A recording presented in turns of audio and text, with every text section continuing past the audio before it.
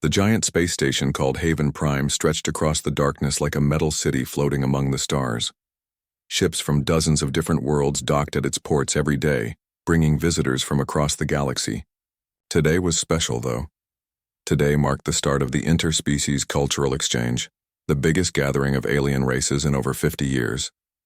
Captain Jake Morrison stood at the observation deck, watching as massive ships arrived one after another. Each vessel looked completely different from the others.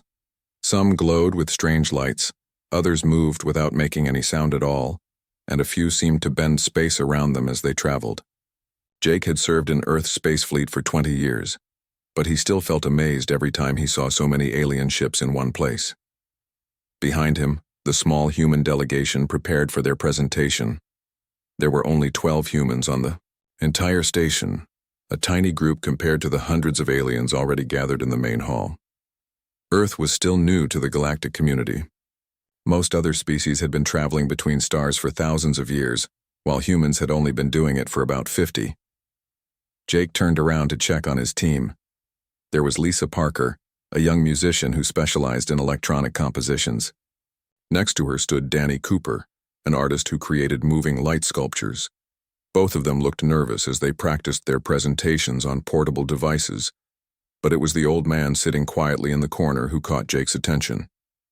Henry Collins looked completely out of place among the high-tech equipment and nervous diplomats. He wore a simple brown suit that had seen better days, and his gray hair was combed neatly to one side. Most unusual of all, he carried an old leather case that looked like it had traveled around the world several times. Jake walked over to Henry. "You doing okay, Mr. Collins?" Henry looked up with calm blue eyes. "Just fine, son. Just watching all the excitement."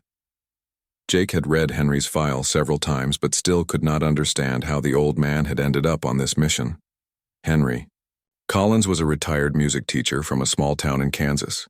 He had taught piano lessons to children for 40 years before retiring to take care of his sick wife. After she died 2 years ago, Henry had somehow convinced the Earth Cultural Council to let him join the delegation. Jake suspected someone had made a mistake with the paperwork. "Are you sure you want to go through with this presentation?" Jake asked. "These alien species have music technology we can barely understand. The Zephyrians can create sounds that change the structure of matter. The Symphonians communicate entirely through musical harmonies. And the Resonance Collective builds machines that turn mathematics into music." Henry smiled. "I know what I'm doing, Captain." Through the large windows they could see more ships arriving. A Zephyrian vessel that looked like a giant crystal floated past, making musical tones that could be heard even through the station's thick walls. Behind it came a Symphonian ship that seemed to dance as it moved, leaving trails of colored light. In space. "Attention, all delegates," came an announcement over the station's communication system. "Please report to the main amphitheater for the opening ceremony." The human delegation gathered their equipment and headed toward the door. Henry picked up his leather case and followed behind them. The case looked heavy, and Jake noticed that Henry moved slowly, like his back hurt, but the old man's face showed no sign of complaint. The main amphitheater was enormous. It could hold over 10,000 beings, and today it was almost full. Aliens of every shape and size filled the curved rows of seats. Some looked almost human, while others were so strange that Jake had trouble figuring out which end was their head. Near the front sat the Zephyrian delegation. They looked like living crystals shaped roughly like people, and they made soft musical sounds when they moved. Their bodies caught the light and threw rainbow patterns across the walls. On the other side of the amphitheater, the Symphonians had taken their seats. They were tall and thin, with skin that changed color as they spoke to each other in musical tones instead of words. Even their conversations sounded like beautiful songs. The Resonance Collective had claimed an entire section for their equipment. They were small, gray beings with large heads, and they had brought machines that hummed and clicked with mathematical precision. Every few seconds, their devices would play short bursts of music that sounded like numbers being turned into sound. The human delegation found their assigned seats near the back. As they walked through the amphitheater, Jake heard whispers and saw pointing from various alien groups. Some of the comments were in languages he could not understand, but the tone was clear enough. Many of the aliens were amused by the small human delegation. "Look at them," said a Symphonian delegate to his companion, his words coming out as a sequence of musical notes. "The humans think they understand art. How sweet." A Zephyrian's crystal body chimed with what Jake guessed was laughter. Their species only discovered fire a few thousand years ago. What could they possibly teach us about culture? Henry heard the comments too, but his expression did not change.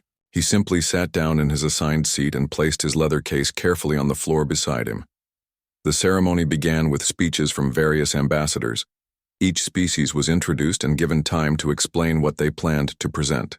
During the cultural exchange, the Zephyrians spoke about their harmonic sculptures that could reshape reality. The Symphonians described their living symphonies that existed as pure sound and light. The Resonance Collective explained their mathematical music that could solve complex equations while entertaining listeners. When Earth's turn came, Jake stood up and gave a brief presentation about human art and music. He talked about their electronic compositions and light sculptures, trying to make them sound impressive compared to what the other species had described. But he could see that most of the alien audience looked bored or politely uninterested. As Jake sat down, he noticed that several alien delegates had started talking among themselves, clearly ready to move on to more interesting presentations. The humans were being dismissed as a minor curiosity, hardly worth the time needed to listen to them. Henry Collins continued to sit quietly, his weathered hands resting on the handle of his old leather case, waiting for his turn to show the galaxy what a simple human could do. The next morning brought the start of the actual competitions. Each species would have one full day to demonstrate their highest form of cultural achievement. The judging panel consisted of representatives from the oldest and most respected civilizations. In the galaxy, beings who had seen art forms develop across thousands of worlds over millions of years. Captain Jake Morrison sat with the human delegation in their assigned section, watching as the first competitors took the stage. The amphitheater had been transformed overnight into a massive performance space with equipment that could support any type of artistic expression imaginable. The Zephyrians went first. 5 crystal beings floated onto the stage, their transparent bodies catching and bending the light in impossible ways. As they began their performance, the entire amphitheater filled with sounds that seemed to come from everywhere and nowhere at once. The crystals sang in perfect harmony, their voices creating frequencies that made the air itself shimmer and dance. Jake watched in amazement as the Zephyrian chorus began to affect the physical world around them. The metal walls of the amphitheater started to vibrate in rhythm with their song. The lights changed color and intensity, following patterns that seemed to be written in the music itself. Some audience members gasped as small objects on the stage began to float and spin in perfect coordination with the harmony. The performance reached its peak when the Zephyrians hit a series of notes so pure and powerful that cracks appeared in a solid steel beam they had placed on stage for demonstration. The beam split cleanly in half with a sound like a bell ringing, and both pieces fell to the floor in perfect rhythm with the final note of their song. The audience erupted in applause that lasted for several minutes. Even the usually reserved judges looked impressed. Jake felt his heart sink as he realized how impossible it would be for humans to compete with something like that. Next came the Symphonians. 7 tall, graceful beings took the stage, their skin already beginning to shift through different colors as they prepared their presentation. Unlike the Zephyrians who used their voices, the Symphonians created music through their entire bodies. As they began their performance, the colors on their skin formed patterns that moved and flowed like living paintings. The music they created was unlike anything Jake had ever heard. It was not just sound, but something that seemed to reach directly into his mind and emotions. The Symphonians did not sing words, but somehow their music told stories. Jake found himself seeing images in his mind of distant worlds, ancient battles, love stories that spanned centuries, and the birth and death of stars. As the performance continued, the colors on the Symphonians began to leave their bodies and float in the air above the stage. The audience watched in wonder as an entire world seemed to form in the space above the performers. They could see cities, forests, oceans and mountains all made of colored light that moved and changed with the music. The story being told through music and light was the history of the Symphonian people, from their earliest days as simple creatures, living in caves to their current status as masters of harmonic arts. The audience was completely silent, afraid to interrupt the beautiful and complex presentation. When the Symphonians finished, their floating light world slowly faded away, leaving only the memory of incredible beauty. The applause was thunderous, and Jake noticed that several beings in the audience were wiping tears from their eyes or whatever they had instead of eyes. The Resonance Collective took the stage next.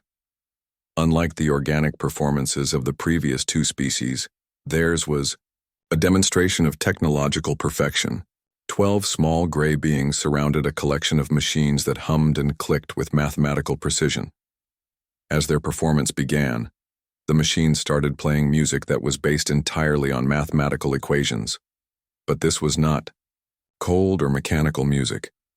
Somehow the Resonance Collective had found a way to make mathematics beautiful. The sounds they created followed patterns that Jake's mind could almost, but not quite understand. It was music that made perfect sense on some deep level, as if the universe itself was explaining its secrets through sound. The most impressive part of their presentation came when the mathematical music began to solve problems in real time. Complex equations appeared as holograms above the stage, and as the music played, the solutions wrote themselves in the air. The audience watched as the music solved problems in physics, chemistry, and even philosophy, turning abstract concepts into beautiful, understandable melodies. By the time the Resonance Collective finished their performance, they had used their musical mathematics to design a new type of spaceship engine, compose a poem in 17 different languages, and calculate the exact position of every star in a distant galaxy. The judges were clearly amazed by the practical applications of their art form. Several other species presented their cultural achievements throughout the day. Each one was more impressive than the last. There were beings who could paint with pure energy, creatures who told stories by changing the shape of their bodies, and machines that could create entire virtual worlds from a single musical note. As the day went on, Jake felt more and more worried about the human presentation. Everything they had prepared seemed so simple compared to what they had seen. Lisa Parker's electronic music and Danny Cooper's light sculptures looked like children's toys next to the incredible demonstrations they had witnessed. Finally, late in the afternoon, it was Earth's turn.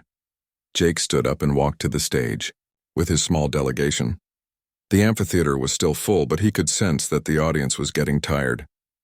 They had seen so many amazing performances that another small primitive demonstration from the new species probably seemed boring.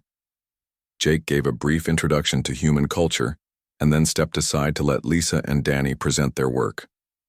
Lisa played several of her electronic compositions, complex pieces that used the latest human technology to create layered sounds and rhythms. The audience listened politely, but there was no sense of wonder or amazement like there had been with the other performances. Danny followed with his light sculptures, creating beautiful patterns of colored light that danced and moved through the air above the stage. It was impressive by human standards, but after seeing the Symphonians create entire worlds from light and music, Danny's work looked simple and limited. When the official human presentation ended, the audience began to clap politely. It was clear that Earth had put up a respectable effort, but no one expected them to win or even place well in the competition. Several alien delegates were already getting up to leave, ready to move on to the next day's events. That was when Henry Collins stood up from his seat in the human section, his old leather case in his hand. "Actually," Henry said in a quiet voice that somehow carried across the entire amphitheater, "I'd like to try something different." The audience paused, surprised by the interruption. Jake felt his face turn red with embarrassment as the old man made his way slowly down to the stage. What was Henry thinking? Their presentation was over, and now he was making them look foolish in front of the entire galaxy. But something in Henry's calm, confident manner made Jake stay where he was instead of trying to stop him. The old man walked up the steps to the stage, set his leather case down carefully, and looked out at the thousands of alien beings watching him with curiosity and barely hidden amusement. Henry Collins stood alone on the massive stage, looking small and out of place under the bright lights. The thousands of alien beings in the amphitheater watched him with expressions that ranged from mild curiosity to barely hidden laughter. Captain Jake Morrison felt his stomach twist with worry as he watched the old man from Kansas prepare to embarrass the entire human delegation. Henry knelt down beside his worn leather case and carefully opened the metal clasps. The sound of the clasps clicking open seemed very loud in the quiet amphitheater. As Henry lifted the lid, Jake could see that the case was lined with faded red velvet that had probably been bright and new many decades ago. Inside the case was something that made several aliens in the front rows lean forward with confusion. It was clearly some kind of musical instrument, but it looked nothing like the advanced technology they had seen from other species. The object was made of wood and metal, with a row of white and black keys that looked worn from years of use. Above the keys, Jake could see strings stretched across a wooden frame, and below them was a series of small hammers positioned to strike the strings when the keys were pressed. "What is that primitive device?" whispered Ambassador Vextar of the Symphonians to his companion, his words coming out as confused musical notes. A Zephyrian delegate's crystal body chimed with what sounded like suppressed laughter. "It appears to be some sort of mechanical percussion instrument. How quaint that they still use such ancient technology." Henry carefully lifted the instrument out of its case. It was clearly heavy, and Jake could see the old man's arms strain a bit as he placed it on a small table that had been provided on the stage. The instrument was beautiful in its own way, despite its obvious age and wear. The wood was dark brown with a rich grain that caught the light, and the metal parts had been polished until they gleamed. "This is a piano," Henry said, his quiet voice somehow carrying to every corner of the large amphitheater. "My grandfather built this one in 1847, back when humans were just starting to understand how to make really good musical instruments. It has been in my family for almost 200 years. The audience murmured with what Jake recognized as polite but dismissive interest. After watching the Zephyrians split steel beams with their voices and seeing the Symphonians create entire worlds from light and music, a simple mechanical instrument seemed almost insulting to present. High Curator Xanthil of the Resonance Collective spoke up from the judges section, his mechanical voice amplified across the amphitheater. "Honored human delegate, while we appreciate your desire to share your cultural artifacts, this competition is meant to showcase the highest achievements of artistic and technological development. Perhaps this would be more appropriate for a museum display than a performance venue." Several alien delegates began to stand up, clearly ready to leave. The day had been long, and they had already seen truly impressive demonstrations of advanced cultural achievement. Watching an old human play a primitive mechanical instrument seemed like a waste of time. Henry looked out at the audience with calm blue eyes. "I understand that this might not look like much compared to what you have seen today, but I hope you will give me just a few minutes of your time. Sometimes the most important things are also the simplest ones." Jake felt his face burning with embarrassment, but something about Henry's quiet confidence made him stay in his seat. The old man had traveled across the galaxy to be here, and Jake decided he deserved at least a chance to show what he had brought. Henry pulled a small wooden bench from his case and positioned it in front of the piano. The bench was as worn as the instrument itself, with the wood polished smooth by decades of use. He sat down slowly, adjusting the height until he was comfortable, then placed his weathered hands on the keyboard. "This piano is played at weddings and funerals, at celebrations and during times of sadness," Henry said, looking down at the keys. "My grandmother played it during the dust storms of the 1930s when people thought the world might be ending. My father played it when he came home from the war. My wife played it when our children were born, and I played it when she died 2 years ago." The alien audience was still restless, but something in Henry's tone made them pause. The Symphonians stopped their musical conversations, and even the Resonance Collective's machines grew quieter. "Every mark on these keys, every scratch on this wood, every worn spot on this bench represents a human life," Henry continued. This instrument does not have the power to split steel or create worlds of light. It cannot solve mathematical equations or bend reality with sound. But it can do something else. It can take human feelings and turn them into something that others can understand and share. A Zephyrian delegate's crystal form chimed impatiently. Feelings are subjective experiences. How can a mechanical device translate something so personal and limited? Henry looked up at the alien speaker. That's what I would like to show you. If you will listen. The amphitheater was not exactly quiet, but it was quieter than it had been. Most of the delegates who had been preparing to leave sat back down, though many of them looked at their timekeeping devices with obvious impatience. Henry placed his fingers on the keys and paused for a moment, as if listening to something only he could hear. Then he pressed down on one of the white keys. The sound that came from the piano was clear and pure, but it was just one note. To the aliens who had spent the day listening to complex harmonies and mathematical compositions, it seemed almost insultingly simple. But Henry was not finished. He pressed another key, then another, building a simple melody note by note. The sounds were not electronically enhanced or technologically amplified. They were just the result of wooden hammers striking metal strings, exactly as they had been designed to do almost 2 centuries ago. The melody Henry played was not complicated.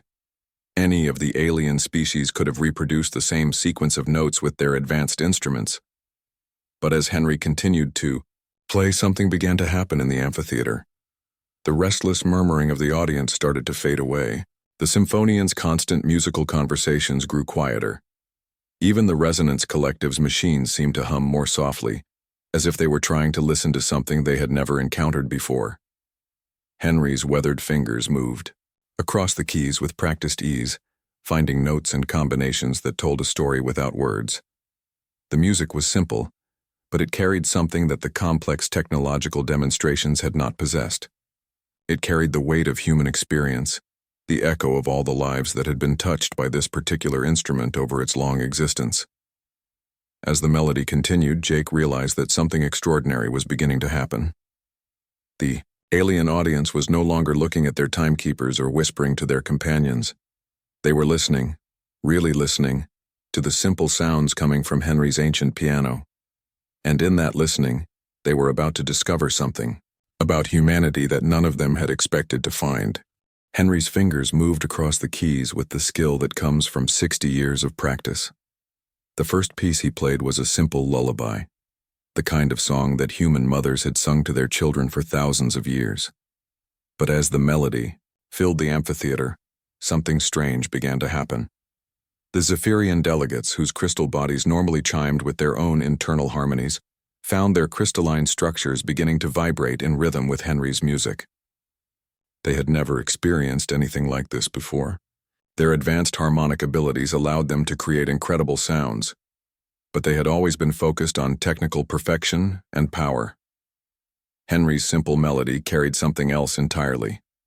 Ambassador Vextar of the Symphonians felt his skin colors shifting in ways he could not control. The Symphonians communicated through music and expressed emotions through the colors that flowed across their bodies. But Henry's lullaby was creating color patterns that Vexitar had never seen before. They were not the complex, sophisticated patterns that his people used in their advanced compositions. Instead, they were simple, warm colors that seemed to speak directly to something deep inside him. As Henry finished the lullaby and moved into his second piece, the change in the audience became more obvious. This song was different from the first. It was sadder, with notes that seemed to carry the weight of loss and longing. Henry had learned this piece from his grandmother, who had played it during the terrible dust storms of the 1930s when crops failed and families lost everything they owned. Captain Jake Morrison watched in amazement as tears began to appear in the eyes of several alien delegates. He had never seen anything like it. These were beings from advanced civilizations who had witnessed the rise and fall of entire star systems. They had technology that could reshape matter and create new forms of life. But somehow, an old man playing a simple piano was affecting them in ways that all their advanced achievements could not. The Resonance Collective, who prided themselves on their logical approach to everything, found their carefully ordered thoughts becoming confused. Their machines, which normally hummed with mathematical precision, began to produce sounds that had no logical pattern. The collective consciousness that connected all members of their species started to experience something they had no words for. It was not mathematics or logic or technological achievement. It was something much older and more basic. Henry moved into his third piece, a blues progression that told the story of struggle and hope. This was music that had been born from pain but had found a way to transform that pain into something beautiful. The melody was simple, but it carried the weight of every human who had ever faced hardship and refused to give up.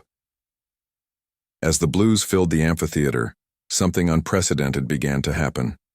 The alien delegates started to understand what Henry had been trying to tell them about human feelings. They were not just hearing the music. They were feeling it in ways that their own advanced art forms had never allowed them to experience. A young Zephyrian in the front row found cracks appearing in her crystal body as she experienced individual emotion for the first time in her life. Her species had always existed as part of a harmonic collective, sharing thoughts and feelings through their crystalline resonance. But Henry's music was creating something personal and private inside her, something that belonged to her alone. Hi, Curator Xanthil of the Resonance Collective felt his logical certainties beginning to crumble. His people had spent millions of years perfecting their mathematical approach to music and art. They could create compositions that solved complex problems and built new technologies.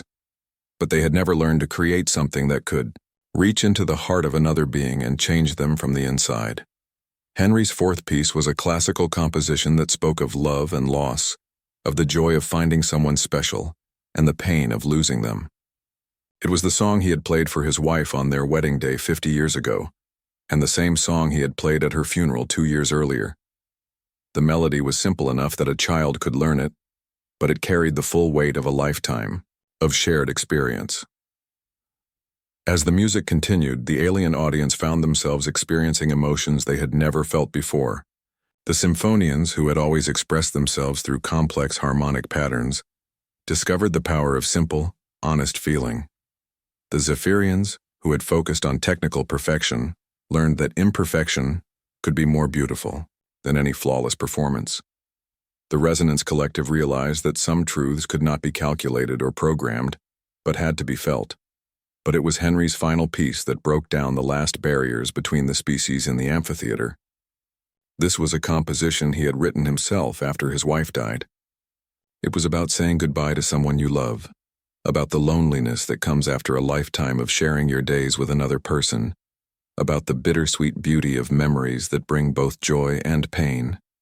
The melody was heartbreakingly simple. It spoke of quiet mornings when he woke up and reached for someone who was no longer there. It told of empty chairs at the dinner table and conversations that would never happen again. But it also celebrated the 60 years they had shared together, the children they had raised, the life they had built with their own hands. As Henry played this final piece, the entire amphitheater fell completely silent except for the sound of the piano. Even the background hum of the station's machinery seemed to fade away. Every being in the audience was focused entirely on the simple melody that was teaching them something about what it meant to be alive, to love, and to lose. The Zephyrian delegate, who had been experiencing individual emotions for the first time, found that the cracks in her crystal body were spreading. But instead of being painful, the cracks seemed to let light shine through in new and beautiful ways. She was changing, becoming something different from what she had been before. Ambassador Vextar of the Symphonians discovered that his skin was displaying colors that his species had never seen before. They were not the sophisticated patterns that demonstrated technical skill or cultural achievement. They were the simple, honest colors of someone who was learning to feel things they had never experienced. The members of the Resonance Collective found their shared consciousness expanding to include concepts that could not be reduced to mathematical equations. For the first time in their species' history, they were experiencing something that was greater than the sum of its parts, something that could not be analyzed or categorized or explained. As Henry's composition reached its final notes, tears were falling throughout the amphitheater, not just from the human delegation, but from beings who had never cried before, who had never understood what tears were for. The last note from Henry's piano hung in the air of the great amphitheater like a whisper that refused to fade away. For several long moments, no one moved or spoke. 10,000 beings from across the galaxy sat in complete silence, each one trying to understand what had just happened to them. Henry's weathered hands rested quietly on the piano keys. He did not look up at the audience or wait for applause. Instead, he simply sat there, letting the silence stretch on as long as it needed to. This was not a performance that ended with cheering or congratulations. This was something deeper, something that required time to settle into the hearts and minds of everyone who had heard it. The first sound to break the silence came from the Zephyrian section. It was a soft, musical chime, but it was unlike any sound the crystal beings had ever made before. Instead of the perfect harmonies they normally produced, this sound was rough and imperfect. It trembled with something that could only be called emotion. The young Zephyrian delegate in the front row was the source of the sound. The cracks that had appeared in her crystal body during Henry's performance were now glowing with a soft, warm light. She was no longer the perfect crystalline form she had been an hour ago. The music had changed her into something new, something that could feel individual emotions instead of just sharing the collective harmony of her people. "I do not understand," she said, her voice creating musical notes that were beautiful precisely because they were not perfect. How can such a simple device create something so powerful? How can pressing those small keys produce feelings that our most advanced harmonic technologies cannot achieve? Ambassador Vextar of the Symphonians slowly rose from his seat. His skin was still displaying the new colors that Henry's music had awakened in him. They swirled across his tall, thin body in patterns that no symphonian had ever seen before. These were not the sophisticated color displays that his people used to demonstrate their artistic achievements. These were the simple, honest colors of someone who had learned what it meant to feel joy and sadness at the same time. For thousands of years, my people have created music that can build cities and paint pictures in the sky, Vextar said, his words coming out as a melody that was both beautiful and uncertain. We have mastered every technique and perfected every harmony, but we have never learned to do what this human has done. We have never learned to put our souls into the music. High Curator Xanthil of the Resonance Collective approached the stage slowly. His small gray form looked even smaller next to Henry's simple piano, but his large eyes were bright with something that looked like wonder. Behind him, the mathematical, music machines that his people had brought were silent. For the first time in their recorded history, the Resonance Collective had encountered something that could not be calculated or programmed. We have spent millions of years perfecting our mathematical music, Xanthil said, his mechanical voice trembling slightly. We can solve any equation and build any machine through the power of algorithmic composition. But your music has solved a problem we did not even know existed. You have shown us that the most complex mathematics in the universe cannot replace the simple act of caring about what you create.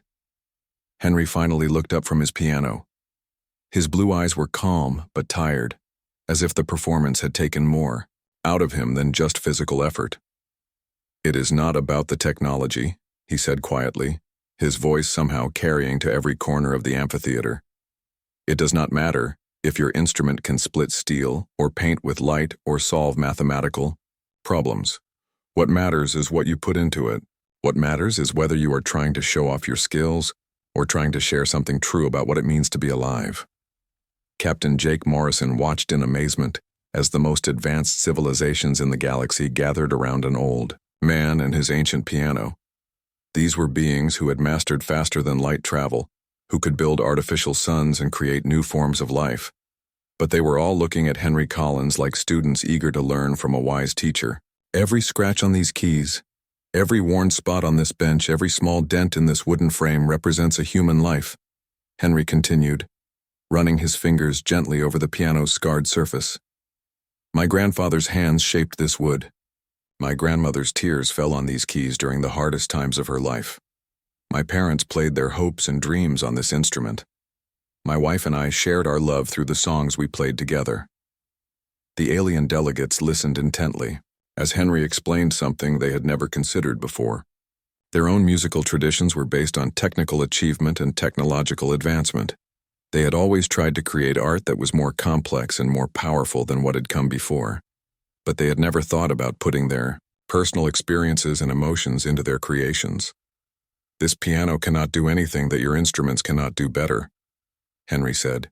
"It cannot create new colors or solve equations or change the shape of matter, but it can do one thing that all your advanced technology cannot do. It can take the feelings of one person and share them with others in a way that makes those feelings real and meaningful." A delegate from the Ethereal Collective, a species known for their advanced telepathic abilities, spoke up from the middle of the amphitheater. "We can share thoughts and emotions directly from mind to mind. Why would we need a primitive mechanical device to do what we can accomplish through pure mental energy?" Henry smiled. "Because when you share thoughts directly, you are just transferring information from one mind to another. But when you put your feelings into music, you are creating something new that belongs to both the person who made it and the person who hears it. The music becomes a bridge between two different experiences, a way for strangers to understand each other." As Henry spoke, beings throughout the amphitheater began to understand what humans had learned without even realizing it. They had discovered how to make their tools into extensions of their hearts instead of just demonstrations of their abilities. They had learned that the most powerful technologies were not the ones that could accomplish the most impressive tasks, but the ones that could connect one living being to another. The judges of the cultural exchange looked at each other with expressions of confusion and wonder. They had expected to choose a winner based on technical achievement and artistic complexity. But Henry's simple performance had changed the entire meaning of the competition. It was no longer about which species had the most advanced abilities.